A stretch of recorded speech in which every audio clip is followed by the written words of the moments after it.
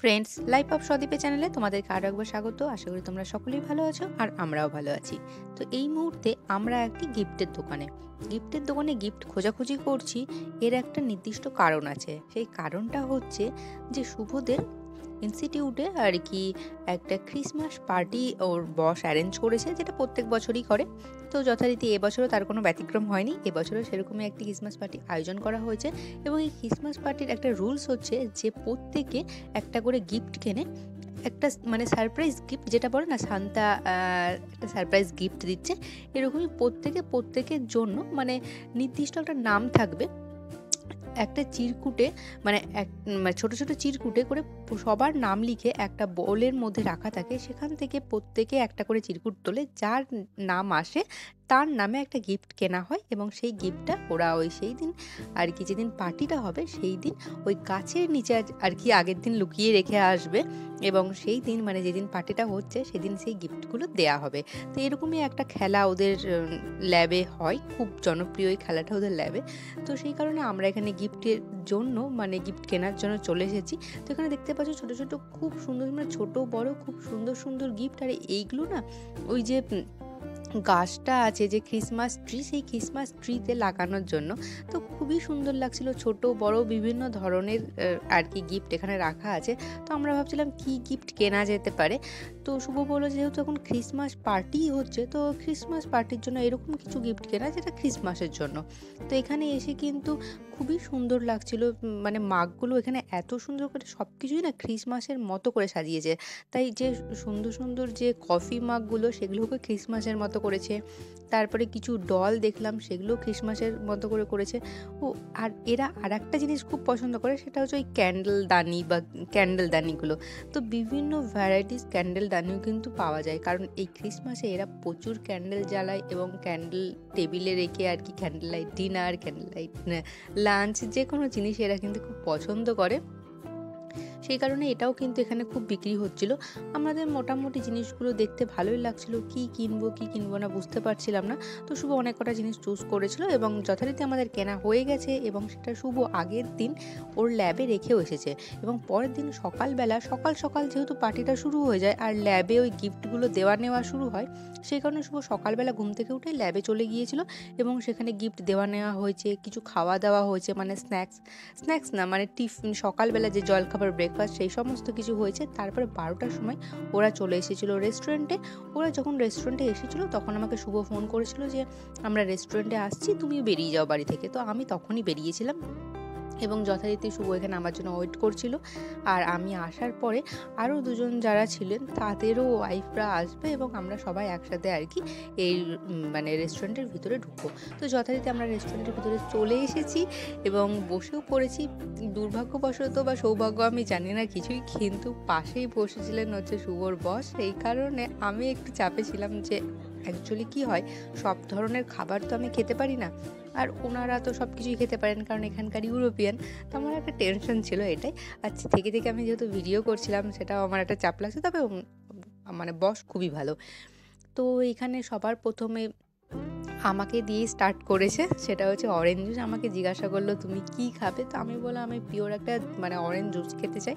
তো অরেঞ্জ জুসটা ওরা একদম মানে কোনো রকম কোনো কিছু মেশানো ছিল না, খুবই সুন্দর একদম ফ্রেশ একটা অরেঞ্জ জুস দিয়ে গিয়েছিল প্রথমে। তো সেটা খাচ্ছিলাম, খেতে ওরা দিয়েছিল হচ্ছে পিৎজা। বলা হয়নি এটা একটা ইতালিয়ান রেস্টুরেন্ট, তো পিৎজা তো মাস্ট। তো আমার কিন্তু খুবই ভালো লাগে ইতালিয়ান পিৎজা। তো ওটা হচ্ছে স্টার্টারের মধ্যে পড়ে। তো আমরা পিৎজা খাওয়ার পরে আবার একটা স্টার্টার দিয়ে গেছে।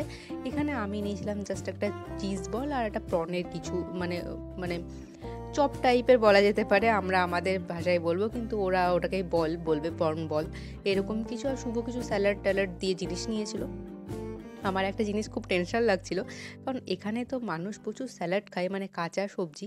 তো এই যে মানে যে সবজিগুলো ছিল সেগুলো আমি কি করে খাবো সেটাই বুঝতে পারছিলাম না। অনেক কিছু ভাবার পরে ভাবলাম যে না ঠিক আছে, আমি যেহেতু এগুলো খেতে খুব একটা পছন্দ করি না, তাহলে আমি এগুলো অ্যাভয়েড করতে পারি। আমি শুধুমাত্র ওখান থেকে বেছে গাজরগুলোকে খাচ্ছিলাম, আর কিছুই না। And video. Alex, on video.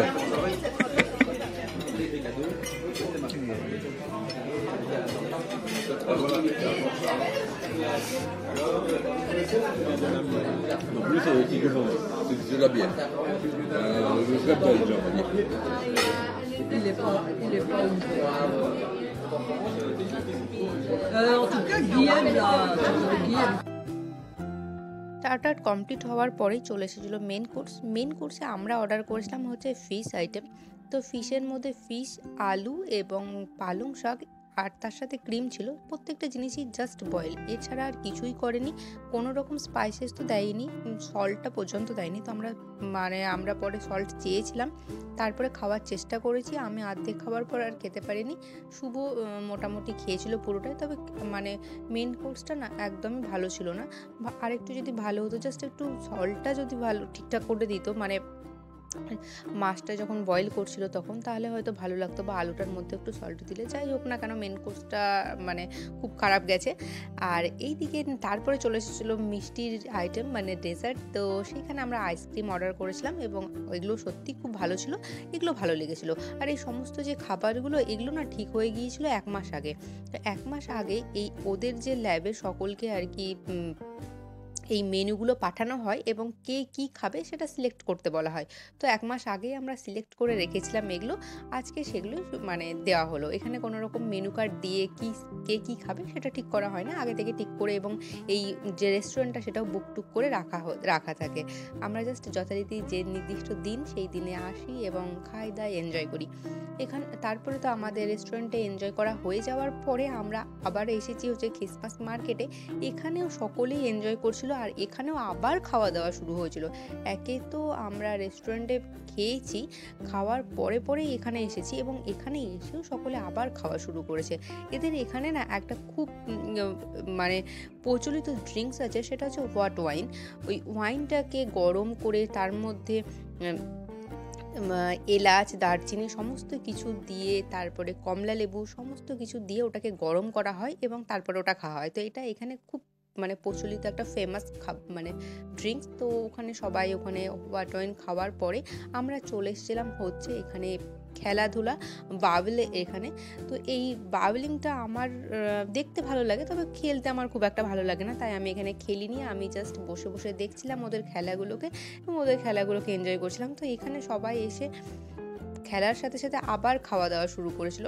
এখানকার মানুষ এত ড্রিঙ্ক করে না, আমাকে আবার জিজ্ঞাসা করছিল তুমি কোনো জুস খাবে কিনা, কোনো কোল্ড ড্রিঙ্কস বা কিছু ওয়াইন, বিয়ার। আমাকে আবার জিজ্ঞাসা করলো, আমি বললাম না, আমি কিছুই খাবো না, কারণ আমার পেট পুরো ভরা আছে।